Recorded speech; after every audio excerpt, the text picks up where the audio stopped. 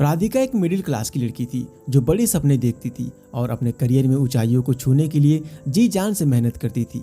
वह एक कंपनी में काम करती थी और आज उसके जीवन का एक महत्वपूर्ण दिन था।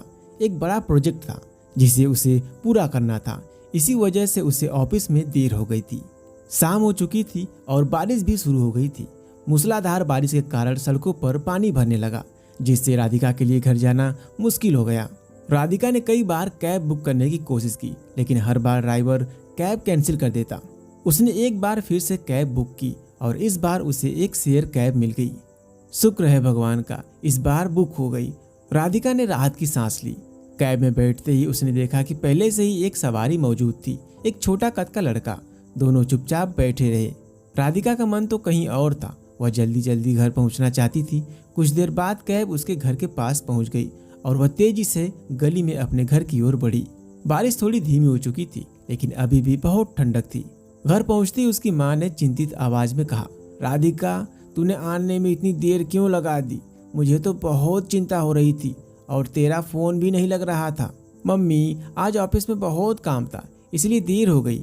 ऊपर से यह मूसलाधार बारिश, बहुत मुश्किल से एक कैब मिली, वो भी शेयर वाली। राधिका ने थकी हुई आवाज में कहा। राधिका के पापा ने बोला, फोन करना चाहिए था ना, मैं स्कूटी लेकर आ जाता। पापा, बारिश इतनी तेज थी कि आप भी भीग जाते, इसलिए मैंने सोचा कि जैसे तैसे आऊंगी। मम्मी, बहुत भूख लगी है, कपड़े बदल कर आती हूँ, तब तक खाना लगा दो प्लीज। वह कहते हुए अपने कमरे में चली गई। अगले दिन जब राधिका ऑफिस के लिए तैयार हो रही थी तो वह कुछ परेशान सी दिख रही थी। उसकी माँ ने पूछा, राधिका, क्या हुआ, इतनी परेशान क्यों हो? मम्मी, मेरी बहुत जरूरी डॉक्यूमेंट्स की फाइल कहीं नहीं मिल रही है। वो कल ऑफिस के लिए लेकर गई थी, लेकिन अब याद नहीं आ रहा है कि कहाँ रखी है। हो सकता है तू ऑफिस में ही भूल गई हो, उसकी माँ ने कहा। राधिका ऑफिस पहुंची पर फाइल उसे वहां भी नहीं मिला। उसे याद आया कि उसी फाइल में उसकी मीटिंग का सारा काम था और अब उसकी मीटिंग कुछ देर में थी।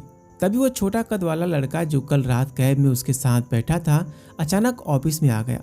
उसने राधिका को फाइल थमाई और कहा, नमस्ते, मेरा नाम रोहित है। कल रात आप मेरे साथ कैब में थी और यह फाइल आप वहीं भूल गई थी। राधिका को याद आया कि उसकी फाइल सचमुच में कैब में ही छूट गई थी। उसने गहरी सांस लेते हुए कहा, thank you so much Rohit, अगर यह फाइल खो जाती तो मेरा बहुत बड़ा नुकसान हो जाता। उसी समय ऑफिस में कुछ लोग रोहित की छोटी हाइट का मजाक उड़ाने लगे। अबे, ये तो बौना है, देखो कितनी हाइट है इसकी, एक ने मजाक में कहा। दूसरे ने हंसते हुए कहा, यह राधिका से मिलने आया है, कहीं ये राधिका का बॉयफ्रेंड तो नहीं है? रोहित चुपचाप सब कुछ सुनता रहा और बिना कुछ कहे वहां से चला गया। राधिका भी इन बातों से आहत हुई, पर उस समय वह कुछ नहीं कह पाई। कुछ दिनों बाद राधिका के घर एक रिश्ते की बात आई। उसकी माँ को बताया गया कि लड़का बहुत अच्छा, मेहनती और संस्कारी है, लेकिन उसकी हाइट छोटी है। लेकिन राधिका ने अचानक पूछा, आंटी जी, आपने लड़का का नाम क्या बताया था? रोहित नाम है उसका, शांति जी ने जवाब दिया और फोटो दिखाया।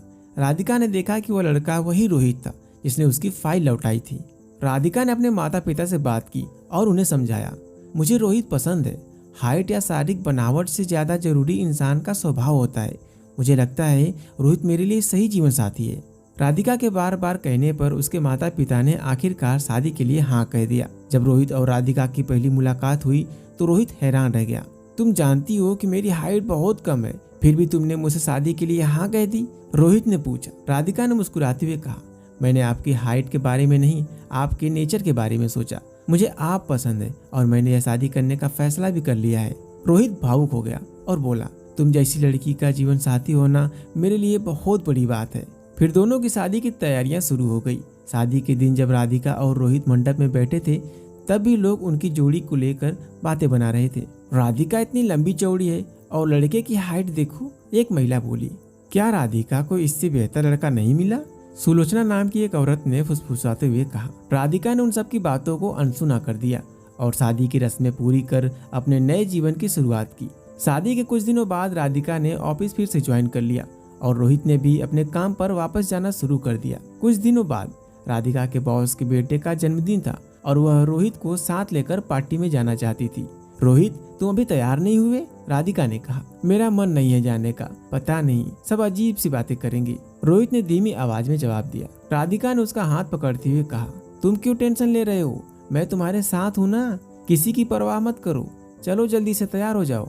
पार्टी में जाते ही रोहित की हाइट को लेकर फिर से मजाक उड़ने लगा। बॉस की बीबी ने भी टिप्पणी करते हुए कहा, राधिका तुमने इतना छोटा लड़का क्यों चुना? राधिका ने शांति से जवाब दिया, मैम प्यार हाइट या रंग रूप से नहीं होता, प्यार वह होता है जो दिल से होता है। मेरे और रोहित के बीच वही प्यार है और हम दोनों एक दूसरे के लिए परफेक्ट हैं। तभी पार्टी में अचानक शोर मच गया। बच्चों का झूला टूट गया था और एक बच्चा सुरंग में फंस गया था। उसकी माँ घबराई हुई चीख रही थी, कोई मेरे बच्चे को बचाओ, वो सुरंग में फंस गया है। रोहित ने तुरंत पहल करते हुए कहा, घबराइए मत, मैं सुरंग के अंदर जाऊंगा और आपके बेटे को बाहर निकालूंगा। रोहित की छोटी हाइट उसकी ताकत बन गई और उसने जल्दी से ही बच्चे को सुरंग से बाहर निकाल लिया। सब लोग रोहित की हिम्मत और उसके अच्छे स्वभाव की तारीफ करने लगे। उस दिन लोगों ने महसूस किया कि हाइट, रंग या फिर रूप बाहरी बनावट से ज्यादा महत्वपूर्ण इंसान की अच्छाई और उसकी सोच होती है। इस कहानी से हमें यह सीख मिलती है कि हमें कभी भी किसी की शारीरिक बनावट या हाइट का मजाक नहीं उड़ाना चाहिए, क्योंकि इंसान की सच्ची खूबसूरती उसकी आत्मा और कर्मों में होती है। अगर यह कहानी आपको पसंद आई हो तो इस वीडियो को लाइक करके चैनल को सब्सक्राइब जरूर कर लेना। धन्यवाद।